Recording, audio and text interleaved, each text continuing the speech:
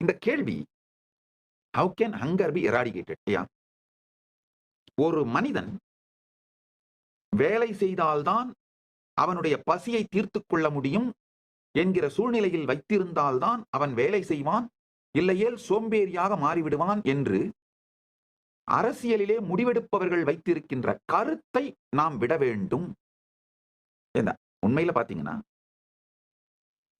ஒரு கோடி பேரில் ஒரு 10 பேர் எடுக்கிற முடிவுகளைத்தான் அந்த கோடி பேரும் வாழறாங்க. உதாரணத்துக்கு தமிழ்நாட்டுல 8 கோடி பேர் இருக்காங்கன்னா, இந்த 8 கோடி பேருடைய வாழ்க்கை சம்பந்தமான எல்லா பெரிய முடிவுகளையும் வெறும் 80 பேர் தான் எடுக்கிறாங்கய்யா. அதுக்கு மேல கிடையாது.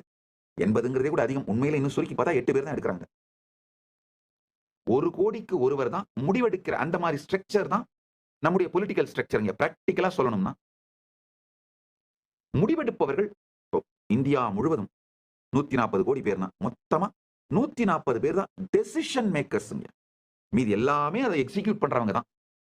இந்த டெசிஷன் மேக்கர்ஸ் மத்தியில ஒரு தவறான புரிதல் இருக்கு.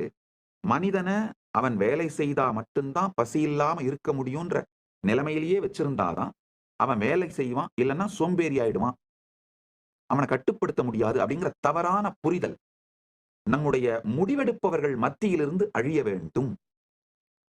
ஒரு மனிதன் தன்னுடைய வாழ்க்கையின் மற்ற வளங்களுக்காக வேலை செய்ய வேண்டுமே தவிர, வேலை செய்தால் மற்ற வளங்கள் வரும், இல்லைன்னா மற்ற வளங்கள் இருக்காது அப்படிங்கிறதுக்காக வேலை செய்யணுமே தவிர, அடிப்படை உணவுக்காக வேலை செய்யக்கூடாது. இந்த முடிவெடுக்கின்ற அரசியல்வாதிகள் மத்தியில் வந்துவிட்டாலே ஹங்கர் மறைஞ்சிருங்க. உண்மையில இப்போ ஹங்கர், பசி என்பது முடிவெடுப்பவர்கள் முடிவெடுத்து அதனால் பசியை வைத்திருக்கின்றார்களே தவிர, பசி ஒரு பொருளாதார ரீதியான கட்டாயம் இல்லை.